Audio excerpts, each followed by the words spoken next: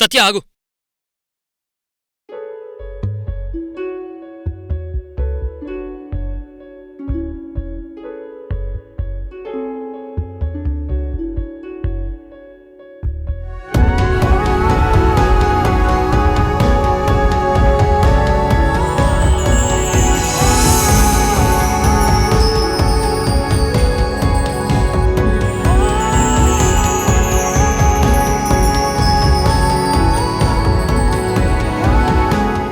ఇదే నీ ఫైనల్ డెసిషనా Satya? yes this is my final decision. Satya, నువ్వు అహంకారంతో మాట్లాడుతున్నావు. నా మీద కోపంతో ఈ డెసిషన్కొచ్చావు. బాగా ఆలోచించు సత్య. బాగా ఆలోచించే మాట్లాడాను నిఖిల్. సత్య, ఆ రోజు నువ్వు కావేరి వదిన విషయంలో తప్పు చేసి పుట్టింటికొచ్చావు. మీ తాతయ్య సత్యకు ఏ శిక్ష వేస్తారో మీ ఇష్టమని చాయిస్ నాకు వదిలేస్తే ఆ రోజు నేను వదిన చెప్పిందని నిన్ను క్షమించి ఇంటికి తీసుకెళ్లాను.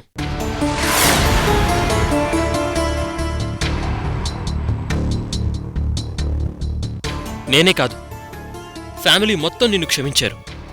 ఎస్ ఎస్ నేను అదే పాయింట్కొస్తున్నాను. ఈ సత్య తప్పు చేస్తే మీ అమ్మ, మీ నాన్న, మీ ఫ్యామిలీ మొత్తం నన్ను బయటికి గెంటేసింది. కానీ నువ్వు తప్పు చేస్తే ఎందుకు సపోర్ట్ చేస్తుంది? నిన్ను కూడా అలాగే గెంటేయాలి కదా. నాకు న్యాయం, నీకు న్యాయమా? మీరందరూ ఒకటై ఆ రోజు నన్నెంత అవమానించారు. నేనింకా మర్చిపోలేదు నిఖిల్. అవన్నీ మనసులో పెట్టుకోకు సత్య. సత్య, నేను మళ్ళీ చెప్తున్నాను, నువ్వంటే నాకు గౌరవం, ఇష్టం. నా బిడ్డకు తల్లువి కాబోతున్నావు. నేను నిన్ను వదులుకోలేను. నువ్వు నాకు కావాలి సత్య. నాకు నువ్వు వద్దు.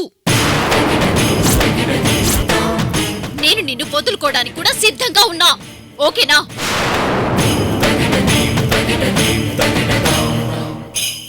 అలాగైతే నేను కూడా సెకండ్ థాట్ తీసుకోవాల్సి ఉంటుంది సత్య. నీకంటే ముందు నేను కార్తికని ప్రేమించాను. తనని పెళ్లి చేసుకోవాలనుకున్నాను. బట్ అనుకోని పరిస్థితుల్లో నిన్ను పెళ్లి చేసుకోవాల్సి వచ్చింది. సో నేను కార్తికని కూడా వదులుకోలేను.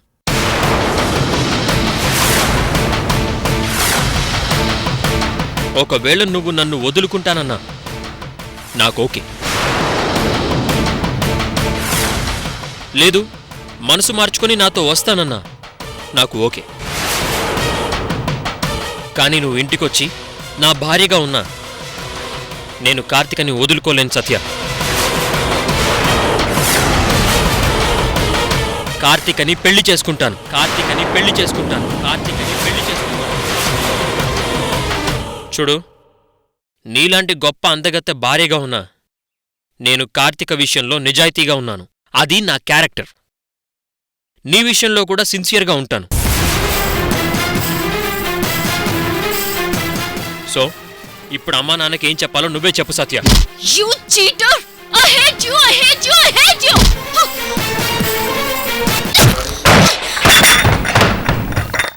Get lost!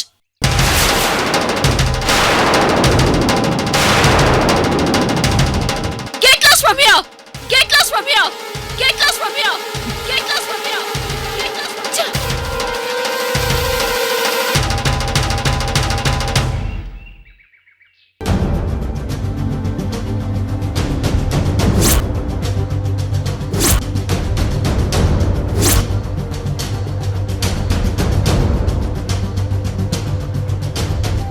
తను రానని చెప్తే వెనక్కొచ్చేసావా? నేనింకేం చేయనమ్మా. ఏంట్రా ఇలా మాట్లాడుతున్నావు? అవునమ్మా, కాళ్ళు పట్టుకొని క్షమించమని అడుగుతానన్నాను. నువ్వు చెప్పింది ఇంకేం చేయమంటావు అని అడిగాను. గెట్ లాస్ట్ అంది. అందుకే వచ్చేసానమ్మా. నిఖిల్, అక్కడే ఇంకో 2 రోజులు ఉండొచ్చు కదా. ఉంటే ఏమవుతుంది నాన్న? తన మనసు మారుతుంది కదరా. తన మనసులో ప్రేమ లేకపోతే ఎన్ని సంవత్సరాలు వెయిట్ చేసినా లాభం ఉండదు. అంటే సత్యకు నీ మీద ప్రేమాభిమానాలు లేవా? తను నీ భార్యరా.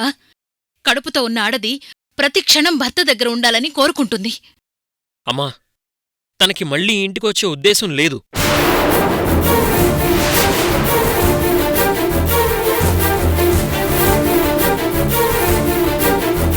వీడేంటి సత్య మీద పెద్ద ఇంట్రెస్ట్ లేనట్టుగా మాట్లాడుతున్నాడు. కొంప తీసి సత్యను వదిలించుకుని కార్తీకను ఇంటికి తీసుకురాడు కదా. నేనే కాదు, మీరే వెళ్ళి మాట్లాడినా తను రాదమ్మా. అదేంటి నిఖిల్, సత్య కోపంలో ఉంది కాబట్టి రానని చెప్పింది. అయినా వారం రోజులు అక్కడే ఉంటే నీకేమవుతుంది? కళ్ల ముందు భర్త కనిపిస్తూ ఉంటే ఏ భార్య మనసైనా మెత్తబడుతుంది. అయినా నువ్వు పిలవగానే తనెందుకు వస్తుంది? ఏ భార్య రాదు. సారీ అత్తయ్య, నేనలా వెయిట్ చేయలేను. అయ్యురామా, తెంచుకుంటావా ఏంటి? అత్తయ్య ప్లీజ్, ఈ టాపిక్ వదిలేయండి. ఏంటిది నిఖిల్, ఎందుకంత ఇరిటేట్ అవుతున్నావు? కొంచెం పేషెన్స్తో ఉండు, అన్నీ సర్దుకుంటాయి. నాన్న, మీ అందరి ముందు సత్య ఒకలా ఉంటుంది, భర్త దగ్గర మరోలా ఉంటుంది. నేను తన దగ్గర కుక్కలా వెయిట్ చేస్తే వెంటబడే క్యారెక్టర్ సత్యది కాదు.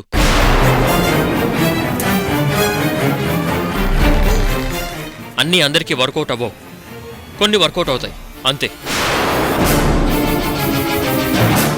నన్ను ఫోర్స్ చేయకండి ప్లీజ్.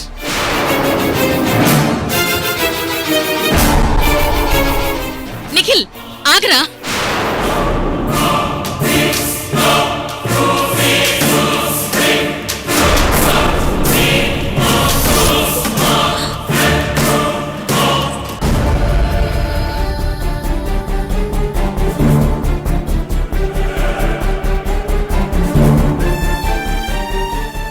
నీ భార్యను తీసుకుని నువ్వు ఎప్పుడు ఈ ఇంటికి తిరిగొస్తావో అప్పుడే నువ్వు ఇంట్లోకి రావాలి.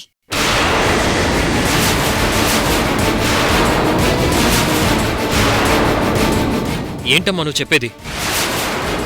సుశీల, ఏంటి రిస్ట్రిక్షన్స్? వాడేమైనా చిన్నపిల్లడా? వాడికి అన్నీ తెలుసు. అదేనండి, అన్నీ తెలుసు కాబట్టే భార్య మనసు గెలుచుకుని ఇంటికి రమ్మంటున్నాను. ఒకవేళ సత్య రాకపోతే? వాడికి ఇంట్లో స్థానమే లేదు.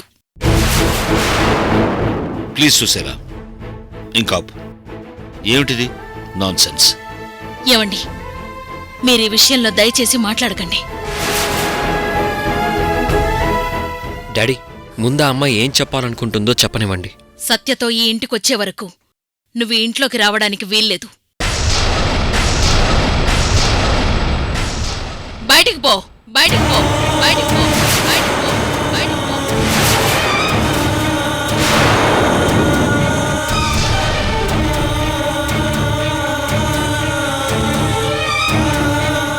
అలాగే అమ్మా, వెళ్ళిపోతాను.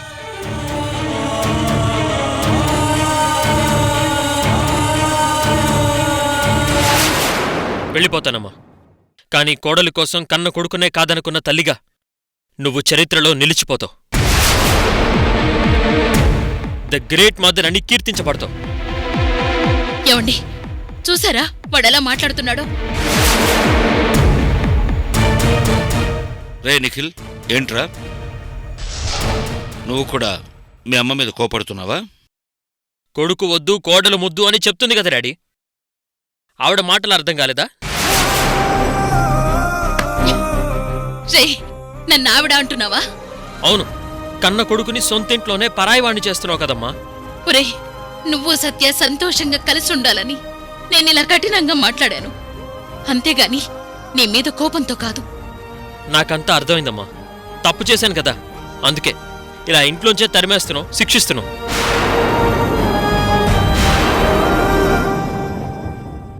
కానీ ఒక్కటి గుర్తుంచుకోమ్మా, నేను సత్యని ఇంటికి తీసుకురావడానికే సిన్సియర్గా ప్రయత్నం చేస్తాను.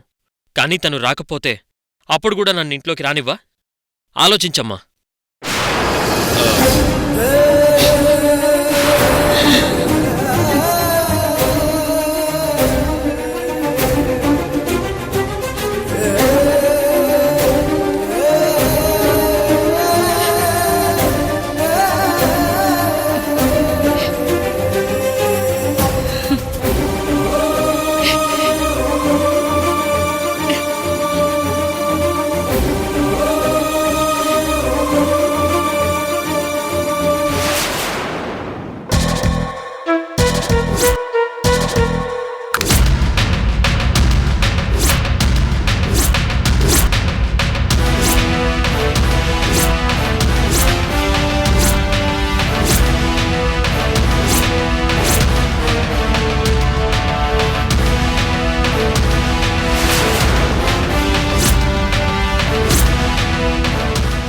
సిఐ గారు, ఇలాంటి చాలా నాణేలు పట్టుకున్నాం. సార్, ఈ నాణేల గురించి మీ దగ్గర ఏమైనా ఇన్ఫర్మేషన్ ఉందా? స్మగ్లింగ్ చేసే వ్యక్తిని కస్టడీకి తీసుకున్నాం. ఇంకా సేపట్లో అతన్ని మీకు అప్పగిస్తాం. It's okay.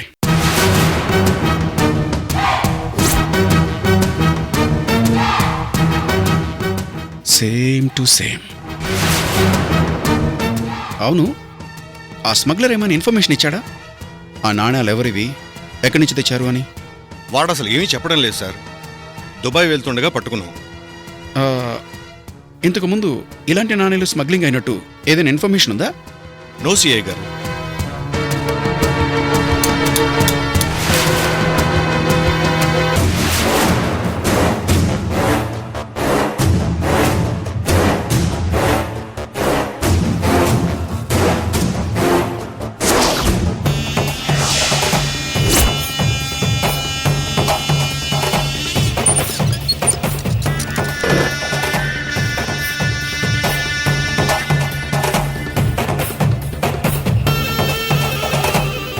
నీ పేరేంటమ్మా? ఆదిశేషు. ఆదిశేషు. ఈ నాణేలు నీ దగ్గరికి ఎలా వచ్చాయి? స్మగ్లింగ్ చేస్తున్నావు కదా, ఈ నాణేలు నీకెవరిచ్చారు? నీ బాస్ పేరేంటి? ఎన్ని రోజుల నుంచి జరుగుతుంది ఈ స్మగ్లింగ్? నేను అడిగిన ప్రశ్నలు చాలా సింపుల్, నీకు బాగా తెలిసినవే. తొందరగా చెప్తే నీకే మంచిది. ఆలస్యం చేసే కొద్దీ నీ ఆయుష్ ఆవిరైపోతుంది ఆదిశేషు. ఆవిరయ్యేది నా ఆయుష్ కాదు, మీది.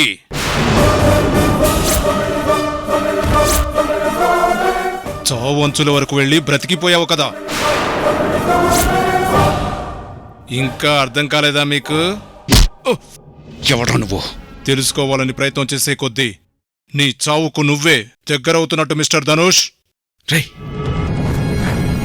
నీకు నా పేరెలా తెలుసురా? నీ హిస్టరీ మొత్తం తెలుసు. నువ్వు చావు పద్మవ్యూహంలో తిరుగుతున్నావు. రే ఆదిశేషు, ఈ నాణ్యాల గురించి నీకు పక్కా ఇన్ఫర్మేషన్ తెలుసు. పైగా నా ఇన్వెస్టిగేషన్ గురించి కూడా చెప్తున్నావు. నేను ప్రమాదంలో ఉన్నానని చెబుతున్నావు అంటే మీ స్మగ్లర్ బ్యాచ్ మొత్తం నా మీద నిఘా పెట్టారన్నమాట.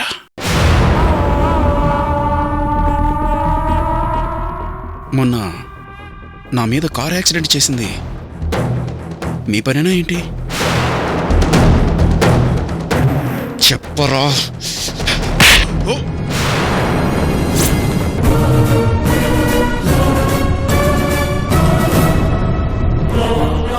ఏంటి ఏంటలా చూస్తున్నావు? గుడ్లు గోబలా మాట్లాడు. నాణ్యాల జోలికి రావద్దు, మాయమైపోతావు. మనిషివే మాయమైపోతావు.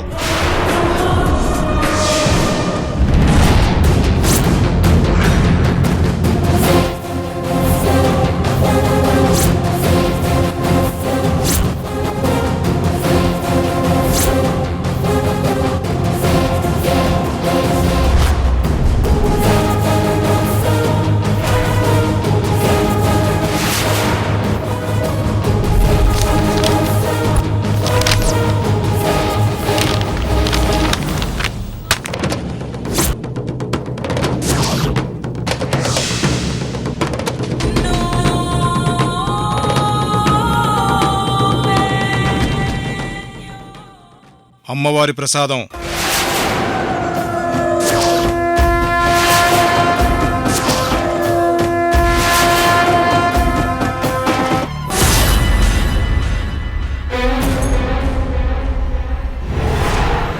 అమ్మవారి ప్రసాదమా?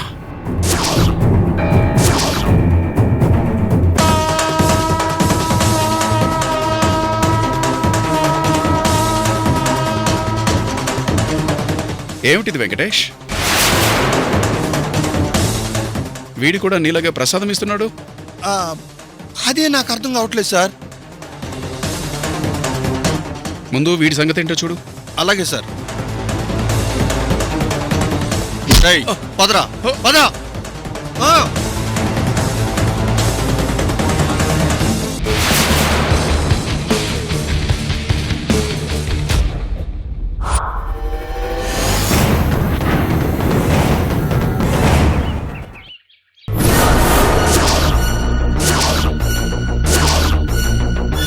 అవును సత్య, ఇందాకే నిఖిల్కు వాళ్ళమ్మకు పెద్ద గొడవ జరిగింది. సత్యను ఇంటికి తీసుకురాకపోతే నీకీ ఇంట్లో స్థానం లేదు, గెట్ లాస్ట్ అంది. ఏంటి కొడుకుని అంత మాటందా? లేదంటే నువ్వు ఓవర్ చేసి చెప్తున్నావా? నీ మీదొట్టు, నేను నీకు అబద్ధం చెప్తానా? నిజంగా నీ మీద మా వదినికి అంత ప్రేముందని నాకు తెలీదు. ఆశ్చర్యపోయాననుకో. కాని నిఖిల్ కూడా వదినకి ఎదురు తిరిగి మాట్లాడాడు. కొడుకంటే కోడలే ఎక్కువైందా అని అలిగి ఇంట్లో నుంచి వెళ్ళిపోయాడు. అది సరే, వాడు అలిగి ఎక్కడికి వెళ్తాడు? ఏముంది, ఆఫీసు గెస్ట్ హౌసుల్లో ఉంటాడు. ఏమో, తిన్నకపోయి ఆ కార్తీక ఒళ్ళో చేరితే? అయ్యో, అదొక గొడవ ఉంది కదా. సరే, ఆ కార్తీక పరిస్థితేంటి? మళ్ళీ నీ మొహం చూపించొద్దని చెప్పిందంట. నిఖిల్ అఖిల్తో చెప్తుండగా ఏదో సగం సగం విన్నాను, అంతే. ఈ ఫ్యామిలీలో ఎవరిని నమ్మడానికి వీల్లేదు పిన్ని. అది సరే, నిఖిల్ వచ్చి నీ కాళ్ళు పట్టుకున్నాడా? పట్టుకున్నాడు. కాని వస్తేరా లేకపోతే లేదు అన్నట్టుగా కూడా మాట్లాడాడు. అవునా? అంత ధైర్యం ఎక్కడి నుంచి వచ్చింది వాడికి? వాళ్ళన్న ఇచ్చిన ధైర్యం పిన్ని. అంటే అఖిల్ నిన్ను మళ్ళీ ఇంట్లోకి రాకుండా ప్లాన్ వేస్తున్నాడా ఏంటి? అవును, నువ్వింటికొస్తే ఓకే, లేదంటే కార్తీకను పెళ్లి చేసుకుని క్షేమంగా ఇంటికి తీసుకొస్తాను అని బెదిరించాడు. ఓ నాయనో, వాడు ఉదయంతో తెగదింపుగా మాట్లాడడం చూసి నేను ఇదే ఊహించాను సత్య. ఇదంతా అఖిల్ నాటకం పిన్ని. నిజమే సత్య. మీ అత్తయ్య వారం రోజులు అక్కడే ఉండి సత్య మనసు మెత్తపడే వరకు వెయిట్ చేయొచ్చు కదా అంటే నాకంత ఓపిక లేదు అన్నాడు. అమ్మ బడవా, ఒకటి పోతే ఇంకొకటి ఫ్రీ అన్నట్టు అక్కడ కార్తీక ఉంది కాబట్టి నిన్ను బతిమాలాల్సిన అవసరం లేదు అనుకుంటున్నాడు వాడు. అన్న తమ్ముళ్ళు ఎన్ని ఎత్తులు వేసినా నేను ఓడిపోను పిన్ని. అంటే తెగే వరకు లాగుతావా? వాళ్ళ కన్నీళ్లతో ఆ ఇంటి పునాదులు తడిసిపోయి కూలిపోయే వరకు వదిలిపెట్టను పిన్ని. ఇదిగో సత్య, నువ్వొక్కదానివే, నీకు ఎవ్వరి సపోర్టూ లేదు. చాలా జాగ్రత్తగా ఉండాలి. పిన్ని, నీ సపోర్ట్ ఉంది కదా? ఉంది, కాని వాళ్ళంతా తలొక మాట మాట్లాడి నిన్ను కన్ఫ్యూజ్ చేస్తారేమోనని అనుమానంగా ఉంది సత్య. అంటే నిఖిల్ నిన్ను వద్దనుకుని కార్తీకను తెస్తాను అంటున్నాడు. నిఖిల్ తల్లేమో సత్యను తీసుకురాకపోతే ఇంట్లోకి రానివ్వను అంటోంది. ఇక అఖిల్ కావేరీలు ఎక్స్ట్రా ఎనిమీస్ ఉండనే ఉన్నారు. ఇంతమంది మధ్య నువ్వు నలిగిపోతావేమోనని నా అనుమానం. లేదు పిన్ని, వాళ్ళెన్ని చేసినా తప్పించుకోలేరు. తప్పు వాళ్ల వైపుంది. నేను తలుచుకుంటే ఆ ఫ్యామిలీ మొత్తాన్ని తెల్లారేలోపు జైలుకి పంపి వాళ్ళ పరువు మర్యాదల్ని రోడ్డు మీదికి తీసుకురాగలను పిన్ని. అది నా కెపాసిటీ. సరేనమ్మా, నువ్వు కాన్ఫిడెంట్గా ఉన్నావు కదా, అలాగే ఉండు. నేను కూడా నిన్ను చూడ్డానికొచ్చి అక్కడే ఉంటాను. ఇద్దరం ఎత్తులకు పై ఎత్తులు వేద్దాం. సరే పిన్ని, బయలుదేరండి. అలాగే.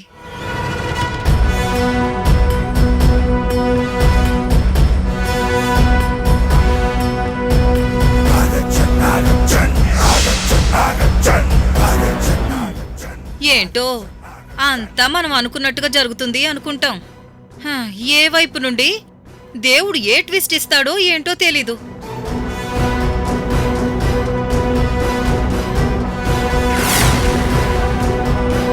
సత్యమ్మా, పాలేమన్నా కావాలా? ఏయ్, నాకేం అక్కర్లేదు. తాతయ్య, ఏంటమ్మా? అర్జెంటుగా ఓ మంచి లాయర్ని చూడండి. ఎందుకమ్మా? విడాకుల కోసం.